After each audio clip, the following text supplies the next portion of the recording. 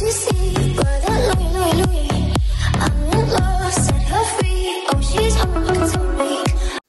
les potes, tout le monde, c'est Isma, j'espère que vous allez bien. On se retrouve aujourd'hui pour une nouvelle vidéo. Dans cette vidéo les gars, il y aura quelques petites choses à dire. On va parler notamment de Lyon-Monaco et notre défaite malheureuse de 1 alors qu'on n'a pas forcément démérité. On parlera aussi un peu de Lyon-PSG, de la reconquête audacieuse de Peter Bosz pour essayer de gagner nos cœurs de supporters lyonnais.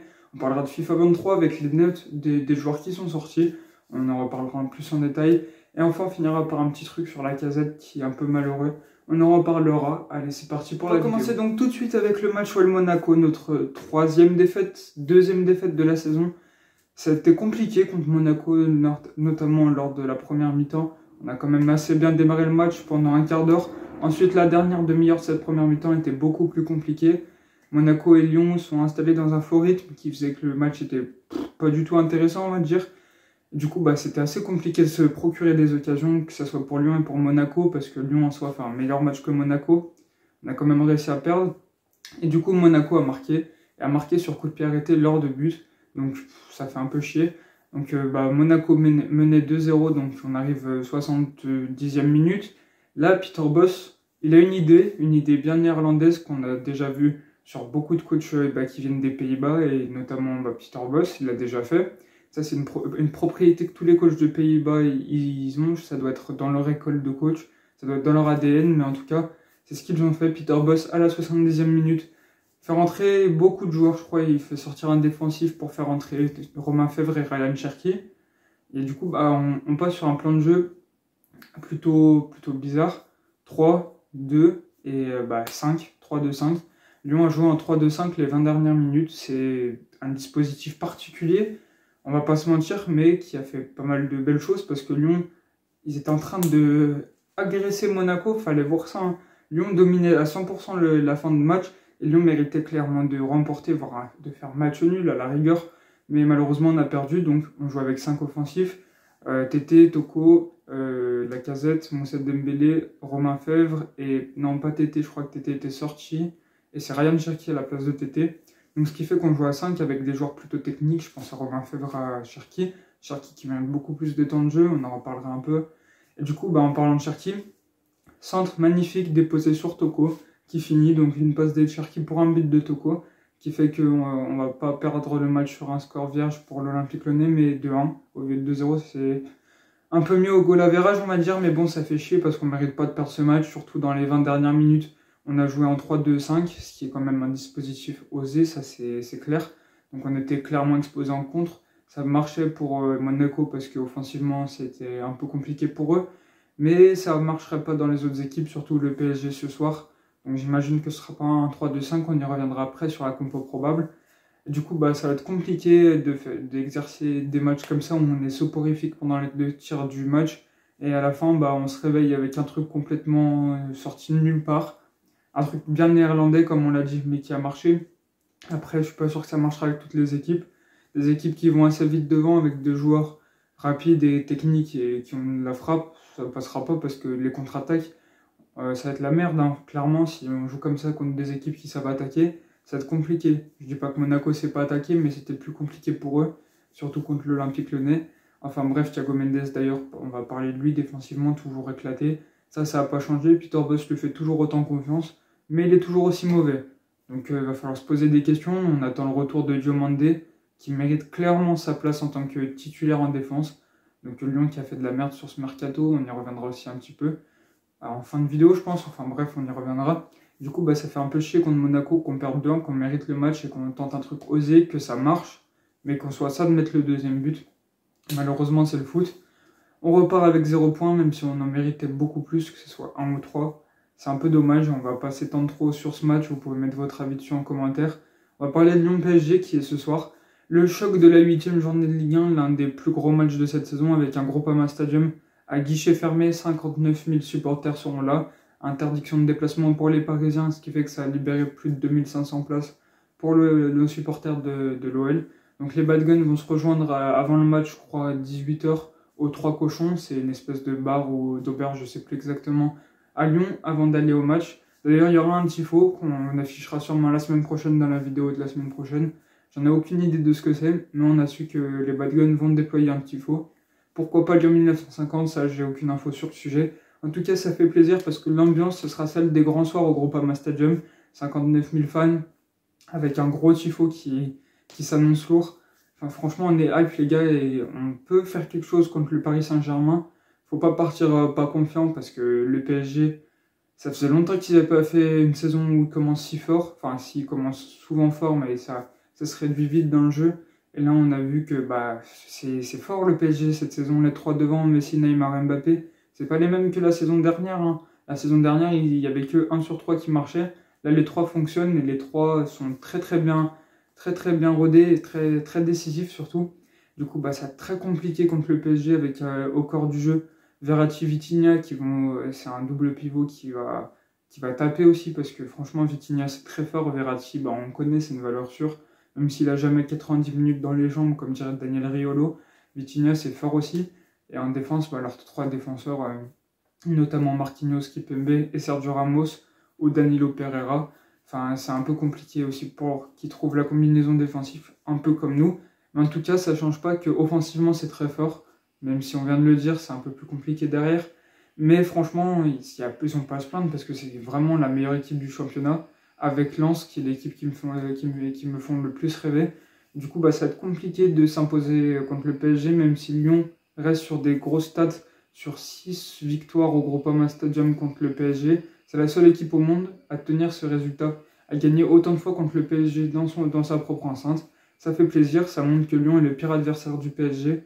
En tout cas en Ligue 1, ça c'est sûr, parce que bah, c'est après le Real Madrid par exemple, ils n'ont pas joué 6 fois au Bernabeu. Du coup, on ne peut pas établir un stade dessus, mais en tout cas, Lyon est l'équipe qui gagne le plus de fois à domicile contre le PSG. Ça fait plaisir. On peut toujours espérer un résultat contre le Paris Saint-Germain si on joue bien. Si Peter Bosz il va prendre des risques, d'ailleurs, c'est ce qu'annonce l'équipe dans la composition probable que je vais vous dire dans quelques secondes. Donc on espère que ça va aller, que Lyon va proposer un jeu plus intéressant, que Cherki va pouvoir jouer plus que 20 minutes, que ce soit 45 minutes, ou qu'il démarre, même s'il ne devrait pas démarrer actuellement. Donc voilà pour le PSG, c'était le petit avant-match, on va passer à la compo probable. Donc ça va être un 4-4-2. Ouais, on va changer de système. Il l'a dit en conférence de presse d'ailleurs, Peter Bosz. On va changer de système et on va voir comment ça va marcher. Parce qu'il y a un gros pari devant. En plus, on joue contre Paris, je dis qu'il y a un gros pari devant MDR. Bon, vas-y. Ah, bah ça commence. De toute façon, je fais la compo probable, je le remets et on passera sur une autre séquence. Alors 4-4-2, donc Anto Lopez dans les cages évidemment, qui d'autre que lui. Même si Rémi Rioux a fait un superbe intérim dans les cages. Mais Anthony Lopez reste quand même bien au-dessus de Rémi Rioux. Ensuite, nos 4 défenseurs, ça bouge pas, Tagliafico, Malo Gusto. Ensuite, Thiago Mendes et Castello Luqueba et Malo Gusto qui ont fait quelques dernières apparitions un peu plus compliquées que la saison dernière. Donc on espère qu'ils vont se remettre dedans et que ça va bien jouer contre le Paris Saint-Germain. Thiago Mendes, je comprends pas pourquoi ce mec est toujours titulaire. Boateng est en soin, Damien Da Silva, il sert à rien. Diomandé, je crois qu'il est pas dans le groupe, je suis pas sûr. Mais en tout cas, il revient de blessure s'il est dans le groupe ou sinon il est encore blessé. Ça fait un peu chier parce que je crois que c'est le seul défenseur qui peut être à la hauteur d'un défenseur central titulaire. Et encore, on sait pas trop parce que ça fait quand même plus de 6 mois qu'il n'a pas joué parce qu'il s'était blessé en novembre, ce qui a permis la révélation de Castello Luqueba. Du coup, bah voilà, on ne sait pas ce que ça va donner sur cet axe-là et on verra. Ensuite, à gauche, Nicolas Tagliafico qui est très bon, qui fait un très bon début de saison, qui est celui qui a joué le plus de minutes depuis le début de championnat à l'Olympique Lyonnais. La grinta, l'agressivité, ce qui fait que c'est un très bon défenseur et se projette très bien offensivement, donc ça c'est une belle satisfaction de Tagliafico. Pour l'instant, c'est une réussite dans le mercato. Ensuite, nos deux milieux axiaux, nos deux 8, ça va être Corentin Tolisso et Maxence Cacré. Donc ce système va faire dire au revoir à Joanne Le Penant, du moins pendant que Lyon va exercer ce système. Je ne suis pas sûr que ce sera tout le match. On verra comment le match se profilera. Il va falloir beaucoup récupérer les ballons à ce niveau-là. Castello Luqueba, j'allais l'appeler. Maxence Cacré sait le faire. Maxence Cacré est bon défensivement et je trouve des bonnes passes, même si c'est un peu plus compliqué pour Lyon ce début de saison. Ensuite, Coco Tolisso. Pareil, il n'est pas rodé à 100%, donc ce qui fait qu'il peut être en dessous de ses bases, mais bon, on verra ce que ça donne. En tout cas, Joanne Le Penant sera là pour remplacer un des deux, ou s'il faut, il y aura quelqu'un d'autre. Mais en tout cas, il y a du monde sur le banc pour assurer l'intérim de ces deux joueurs. On verra ce que ça donne pendant le match. J'imagine que les deux seront pas titulaires, Enfin, ils feront pas les 90 minutes, je veux dire. Ensuite, nos ailiers Tété, Toko et Kambi. Toko, pas brillant dans le jeu, mais décisif. C'est ce qu'on demande à un attaquant. Donc, pas d'avis vraiment sur lui. Il est ni bon ni nul. Il n'est pas mauvais, on va dire, parce qu'il marque et fait des passes décisives. Par contre, dans le jeu, il saura pas te faire quelques différences. Contrairement à Tété, qui est très bon sur les dribbles, très rapide, et qui joue aussi très bien les actions en étant très décisif aussi. Tété, passe décisive, but, c'est pas mal aussi. Et enfin, les deux devant. Ouais, c'est là que Peter Bosz va faire son pari, c'est Lacazette et Dembélé. Lacazette sera le capitaine. Donc là, ça va être un gros pari de joueurs décisifs qui sont directement titulaires. Un qui est voué à être remplaçant toute la saison, qui a refusé une offre de prolongation, mais qui a dit qu'il reviendrait si nécessaire auprès des dirigeants. Et Lacazette, donc notre capitaine, on ne le présente plus. Donc deux joueurs vraiment très bons, on verra ce que ça donne s'ils arrivent à jouer ensemble. De profils différents. Lacazette qui vient beaucoup décrocher et jouer en appui, et Moussa Dembélé qui est puissant et rapide. Donc on va voir ce que ça donne. Donc en parlant de Lacazette, on y reviendra dans quelques secondes justement. C'est tout pour le match contre le PSG, on va passer à la suite justement avec ce que j'allais dire sur Lacazette. C'est parti, on va parler de Lacazette parce que oui, il y a une belle info à son sujet. Alexandre Lacazette, notre capitaine, va se faire opérer pendant la trêve internationale. Non pas de la jambe et encore heureusement, ni de quelques parties qui seraient influençables sur son football et sur sa durée de son indisponibilité. Je vais y arriver. Et vous l'avez sûrement tous remarqué lors des conférences de presse lorsqu'il parlait depuis le début de la saison. C'était un peu compliqué avec sa voix qui n'était pas la même. Même moi, quand je l'ai entendu, je me suis dit putain, sa voix elle a changé. Et bah, il a souvent dit que c'était la clim des stades ou la clim des endroits où il allait qui faisait que cette voix vrillait. Il faut croire que c'est pas passé parce qu'il va se faire opérer des cordes vocales. Donc malheureusement, Lacazette, bon, bah, ça n'influera pas son absence. Il sera là le 2 octobre prochain contre Lens. Et du coup, bah, il ne sera pas là pendant la trêve internationale parce qu'il va se faire encore opérer. Donc on verra ce que ça donne pour lui. On espère un très bon rétablissement. Il va se faire donc opérer dans la semaine, mardi ou mercredi, après le match du PSG. On espère que ça va aller pour lui, qu'il tiendra le coup. C'était la petite info médicale, on va dire, de l'Olympique Lyonnais. Du coup, voilà pour cette petite info. On va suivre avec donc une info, on va dire, un peu moins importante. Les notes FIFA de nos joueurs, des joueurs lyonnais sont arrivées. FIFA 23 qui sort le 30 septembre, ça y est, on connaît toutes les notes de l'Olympique Lyonnais. Enfin, toutes. Les notes principales, on va dire, notamment Anthony Lopez, vous allez le voir à l'image, qui est le meilleur joueur de l'Olympique Lyonnais avec une note de 82. Un peu sous-payé d'ailleurs les notes parce que Lopez mérite au moins 83. Enfin, on va pas se prendre la tête pour ça parce qu'on sait que FIFA note en dessous du niveau des joueurs. Mais bon, voilà pour cette petite info du meilleur joueur. Ensuite, on voit qu'il y a 3 joueurs à 80, Tagliafico, Corentin Tolisso et j'ai pas le dernier. Vous allez le voir à l'image, je sais plus, non, c'est pas Dembélé. Enfin bref, vous allez voir, je crois que c'est Lacazette aussi.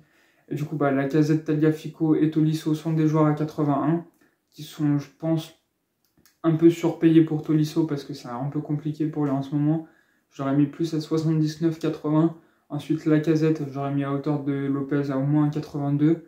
Cacré, vu la saison de l'année dernière qui est à 79, j'aurais mis au moins 80 facile. Ensuite, Dembélé, je pense qu'il est bien noté. Ensuite, pour les autres, ça va. Malo Gusto qui a 75, vous voyez en bas de la liste, j'aurais mis un peu plus, 77. Parce que même si c'est le début de sa carrière, s'il a fait qu'une bonne saison, il a montré vraiment que c'est l'un des meilleurs, c'est le meilleur français d'ailleurs de sa génération. On l'a dit il y a 2 semaines, je crois, et le meilleur français est le 7e meilleur joueur du monde de cette génération, donc pour montrer son niveau. Castello Luqueba est à hauteur de 76, je crois. Il mérite aussi 77, je trouve, mais bon, c'est des jeunes, ils ont le temps de monter. Voilà pour les notes FIFA. Un peu déçu globalement, parce qu'il y a certains joueurs qui méritent plus, en haut de joueurs qui méritent moins, Aouar, Tolisso, je dirais. Enfin bref, voilà pour les petites notes FIFA, donc on va passer un thème un peu plus important qu'on n'a pas dit lors du sommaire, que je vais dû rajouter au montage. Alors, Peter Bosz. Vincent Ponceau s'est exprimé en conférence de presse, notre directeur du football, on va dire, pour moi qui connais rien en foot d'ailleurs, a fait une seule conférence de presse, une seule interview avec pas mal de choses, notamment qu'il est content du mercato dans le sens des arrivées, un peu moins des départs. Il a été cash, il nous a expliqué justement que Moussa Dembélé, il a reçu des offres de prolongation, mais qu'il n'a pas voulu et qu'il reviendrait vers les dirigeants si nécessaire. Il a aussi dit que Aouar a discuté avec 2 clubs, qu'une fois ça n'a pas marché pour Lyon, une fois ça n'a pas marché pour Oussem Aouar dans les négociations. Une fois, il a dit aussi que Paqueta, il voulait vraiment partir en première ligue et que Lyon n'a pas dit qu'il était intransférable, qu'ils utilisaient peu le mot intransférable. Donc qu'il l'a fait qu'avec Malo Gusto et Castello Luqueba qui ont reçu des offres mais qui étaient bouclés et qui voulaient rester à Lyon alors que Paqueta ne voulait pas rester à Lyon. Donc les joueurs pas investis dans le projet, ils ont essayé de les faire partir. Boateng, ils ont aussi voulu trouver une porte de sortie à Boateng, lui qui voulait rester. Donc évidemment, on ne peut pas faire quelque chose sans l'accord du joueur. Et ça, c'est obligatoire, c'est normal. Du coup, Boateng est là, il a investi dans le projet, du moins on espère. On verra ce que ça donne pour lui d'ici les prochains jours. Il a aussi parlé de Peter Bosz. C'est là que le point le plus intéressant est là. Donc il a dit qu'ils ont mis des objectifs de mi-saison, des quarts de saison on va dire, plutôt mi-saison d'ailleurs, pour nos joueurs et surtout pour le coach.